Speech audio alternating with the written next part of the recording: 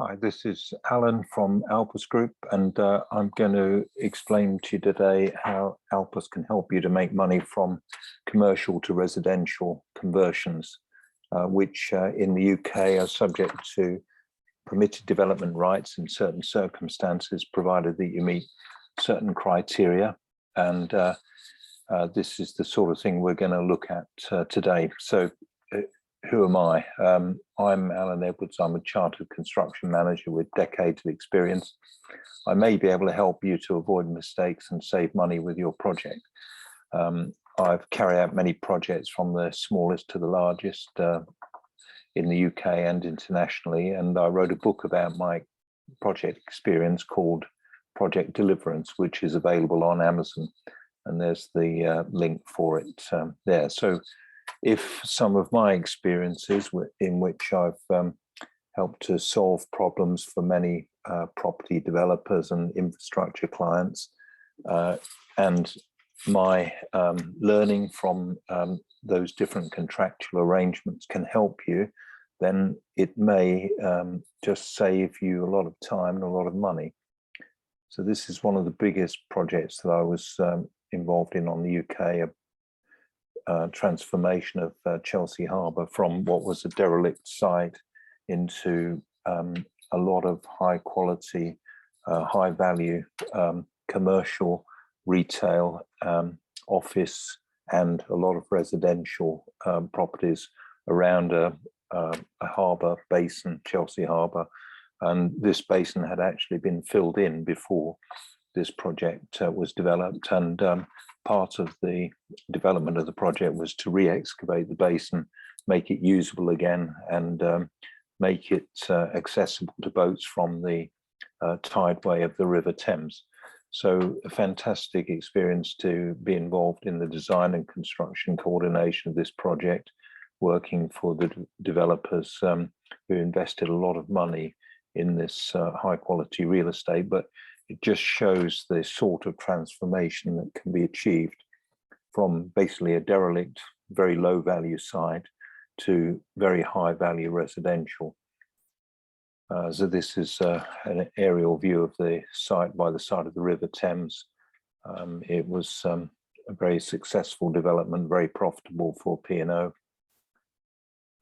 This is another development that I was involved in at Hyde Park Residences, Hyde Park Gate in London, where we developed 18 luxury serviced accommodation flats for Cheval Property Management. They were the client, and they operated and still operate these flats as luxury serviced accommodation. So families come to the UK, and instead of staying in a hotel for a period of weeks or months, they would stay in these serviced apartments and pay at 5-star luxury rates by the day or by the week or by the month. And as you can see, it's a fantastic quality. It's a listed building, and the standard is maintained to the very highest quality. So what do we offer you? Alpus offers a project and construction management service to property investors. So we represent your interest totally while you retain control of your property investment. You tell us what your goals are and your long-term strategy, and we can identify potential development sites for you. We'll prepare a contracting strategy to implement your project. We'll prepare contracts between you and your designers and contractors. We're your eyes and ears on the project and on site. And we report to you regularly about progress against plan. We make recommendations about the best actions to take in order to maximize your profits, holding your hand at every stage.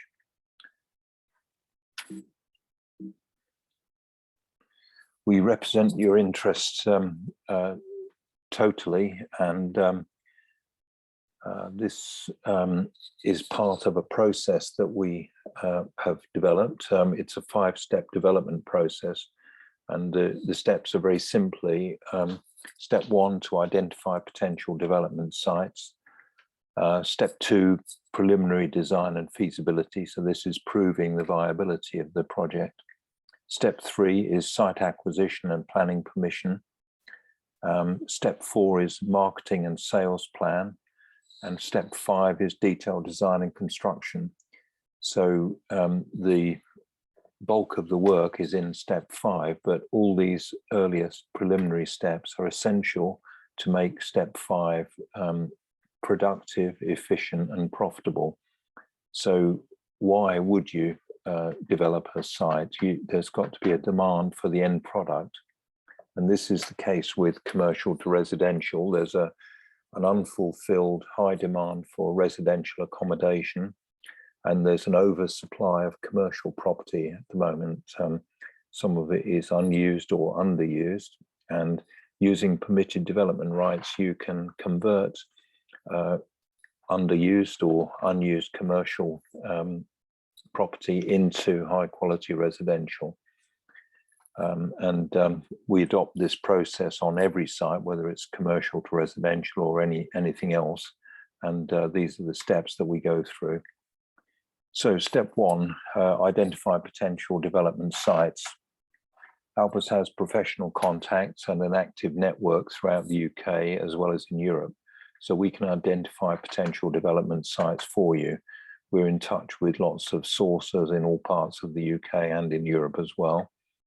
So we can offer you potential development sites depending on the area in which you would like to invest and the value of the investment you'd like to make. We currently have potential development sites in Hampshire, Surrey and Sussex, as well as other parts of the UK. So there are 3 that we're actively pursuing direct to vendor at the moment in Hampshire and Surrey. And we've had other sites in Sussex, and there are other potential sites in Sussex as well. So step 2 is the preliminary design and feasibility. So Alpus will help you to arrange the necessary designers and consultants for your proposed property development. We will prepare the contracts for you to sign. We will prepare a contracting strategy to implement your project. We'll prepare a feasibility study and development appraisal for your project. Once you're happy to proceed to implementation, we'll help you with the next steps. So this is essentially when you take a site and you look at the potential for development. So usually a change of use is involved, and the change of use brings about a higher value for the site. So if we take, for example, the upper parts of a shop, the retail part may be occupied and still being used, but above there could be storage space which is suitable for conversion to residential, provided it meets the criteria for permitted development. So you can develop 2 flats above a shop, and you can also, in certain circumstances, develop a flat at the back of a shop by reducing the retail storage area at the back.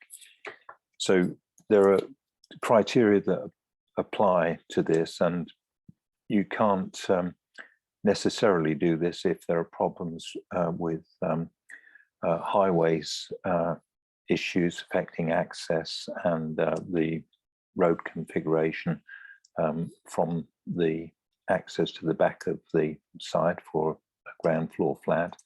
And you have to take account of the fact you have to get access to the upper floors for the residential. So you need to look at how this can be done, whether this has to be done at the front of the shop or at the back. What's the access like? And just because you can do something doesn't necessarily mean that you should do it. So you need to consider what the value of the product that you're going to produce is going to be. And only if it's going to be a profitable and a desirable, saleable project, is it worthwhile doing? Is there any point in doing it? There are some things that you can do under permitted development rights, which, yes, okay, you can do them, but you don't necessarily want to do them because they wouldn't be that profitable. And you have to bear in mind that construction costs, design and construction costs are rising. It's a volatile market, there's high inflation at the moment. So it's a risky business development at the best of times. permitted development reduces the risk, but even so, you've got to be absolutely certain about the outcome that you can achieve using permitted development. So if you meet all the criteria, then the local authority must respond to you within 56 days, confirming that you can develop this particular site that you've chosen as a permitted development. And once you have that confirmation, you can refinance at the higher value of the site. So you may well buy the site under bridging finance, which we'll come on to just now.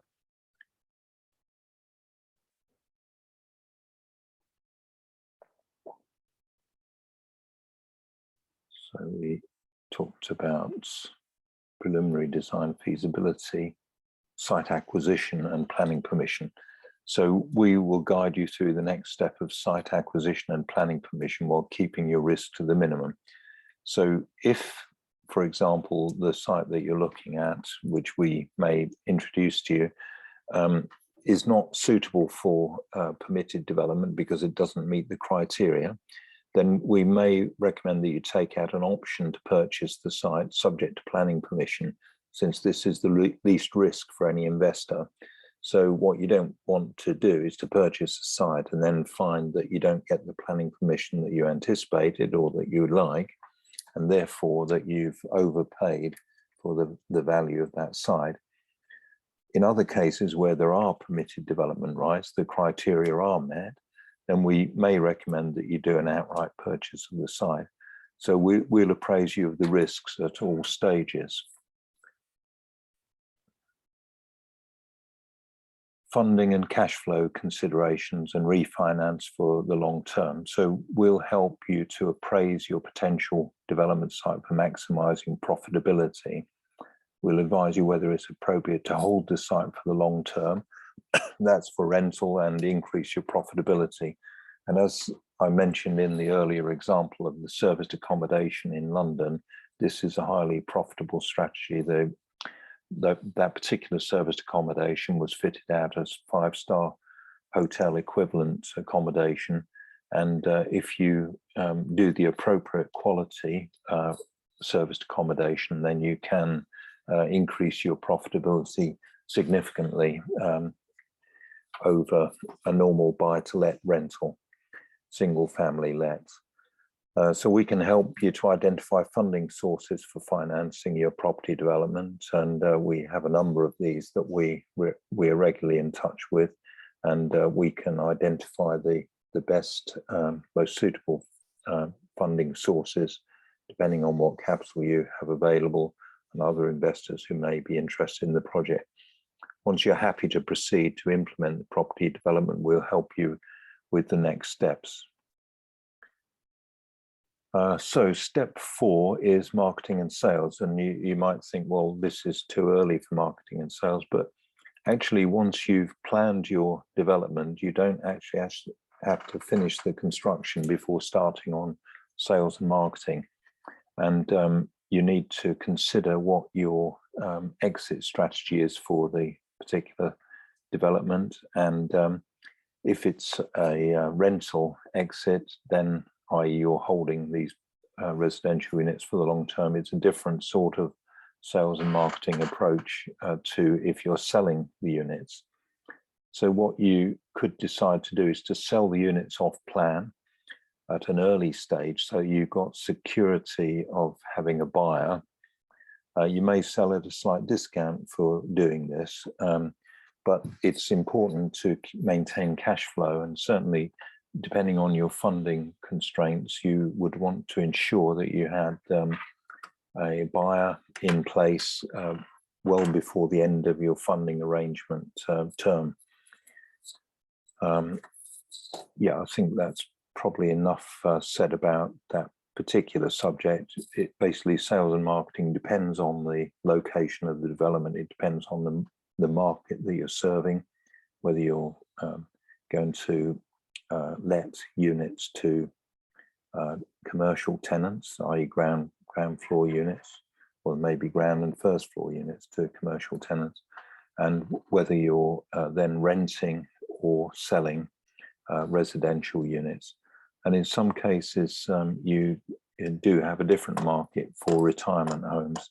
There could be a commercial to residential conversion of, for example, an office building site which would could be demolished and retirement homes constructed on the same site.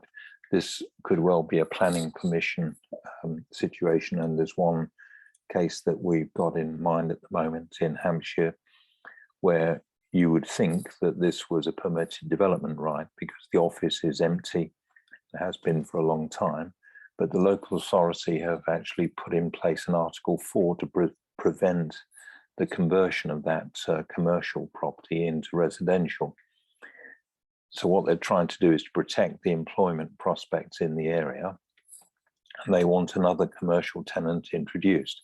So what would appear to be a permitted development opportunity is not actually a permitted development opportunity because of the Article 4 from the local authority. So looking at funding and cash flow considerations will help you to appraise the potential development sites for maximum profitability, and as I mentioned, whether you decide to hold it for the long term or you're going to construct to sell. We'll identify the funding sources, will help you along the way, hold your hand along the way. Marketing and sales, we discussed. Detailed design and construction. So this is the sort of meat and bones of achieving the outcome, achieving the transformation from a low value side to a high value side. So this is where your quality of design and the quality of construction is absolutely paramount for achieving the maximum value from the sites. If you've got a poor design and poor construction, then you will not achieve the best value, and therefore you would probably either not make money or make less than you would like. So what we do here is we will arrange an appropriate contracting strategy depending on your priorities. So what I mean by this is traditionally an owner would employ design consultants to carry out the detailed design, all the stages from preliminary through to detailed design, and he would employ a building contractor to construct the work, to assemble all the design components and materials and make the finished product.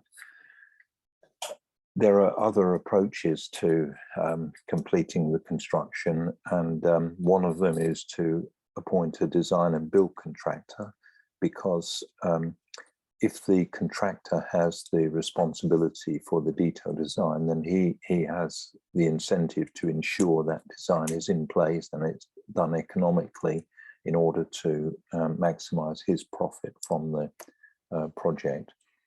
Another approach is that there isn't a main contractor, there's a construction management approach. And this means that there are design contractors, designers, and there are works contractors who carry out these specialist trades, but there's no main contractor.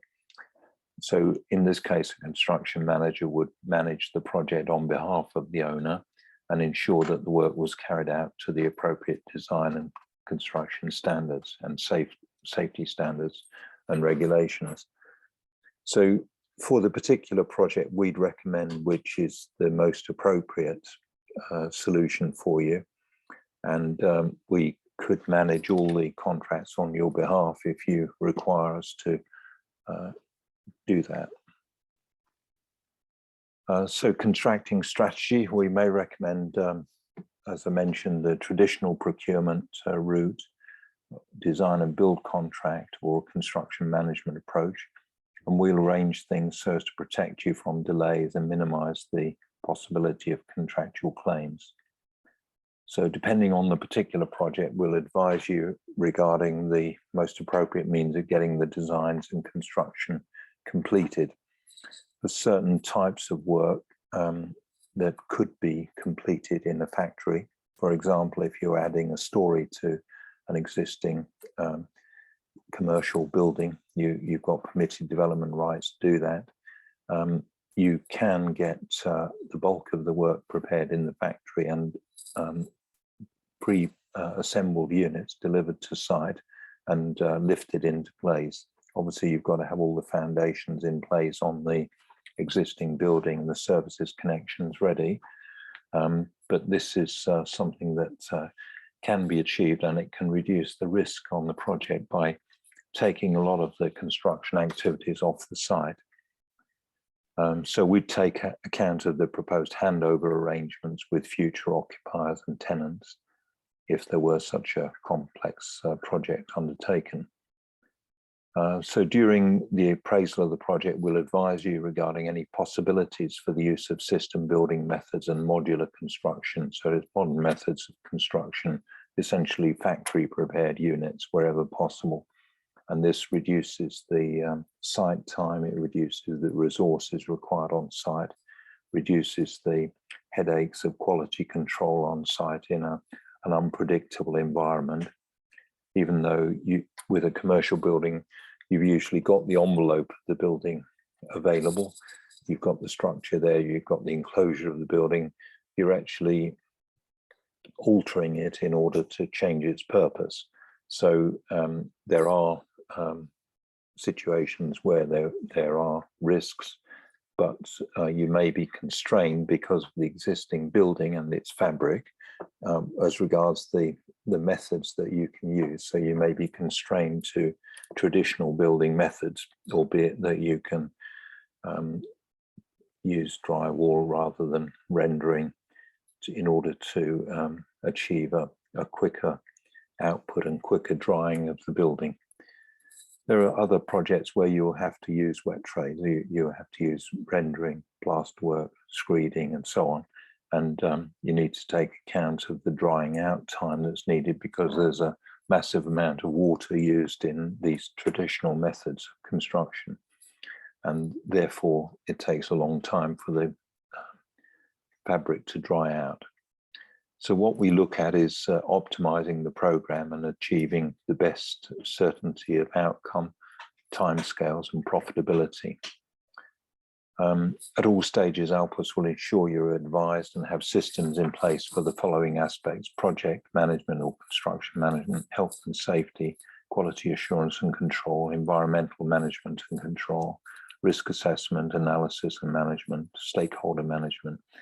So risk assessment is very important, and we take this very seriously from the outset, analysing all the risks and making sure that the appropriate contingency is allowed based on the risks. So basically each risk is identified and a minimum and a maximum value identified, and then a probability ascertained about what the most likely outcome is for that risk. And all of these risks are added up and established a contingency amount for the time schedule and also for the budget, so that you ensure that you have funding for the right amount of money to complete the works, and that you don't underestimate and run out of funding, and then there are all sorts of repercussions. Stakeholder management is very important because you need to ensure that all the people associated with the project are fully informed at the time that they should be about what's going on the project, what the next steps are, what obligations they may have. So stakeholders could be the funders of the project, investors, obviously contractors and subcontractors who are involved day to day, consultants, the local authority, the local emergency services. You need to have a plan in place for what each party needs to be informed about and when they need to be informed about it, so that nobody is left out of the communication protocol. So to recap, with our 5-step property development success formula, we will identify potential development sites. Secondly, carry out a preliminary design and feasibility. This could include funding and cash flow considerations and refinance for the longer term. Step 3 is acquire the site and planning permission. So we assess the risks there and advise you about whether it's best to proceed with acquisition or whether to take out an option on the site. Step 4 is marketing and sales, and this again depends on what the exit route is that you want to have for your particular project, whether you're marketing for sale or for rental is fundamentally.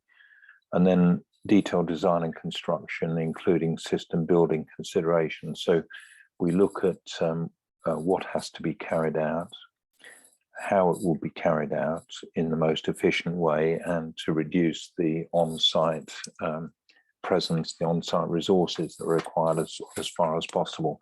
So if it's possible to introduce system building or modular construction into the plan of work. So if these services are of interest to you as a property investor, then please don't hesitate to get in touch with us.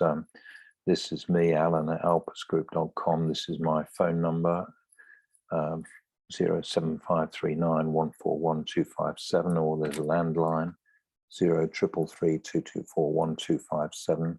We'll give you a proposal based on your specific requirements and our unique knowledge and expertise, and our professional network of partners who we work with. So basically, we can allow you full access to our power team, and we operate in the UK as well as in Europe. So if you have a project in a more remote location, then we may be able to help you to deliver that project.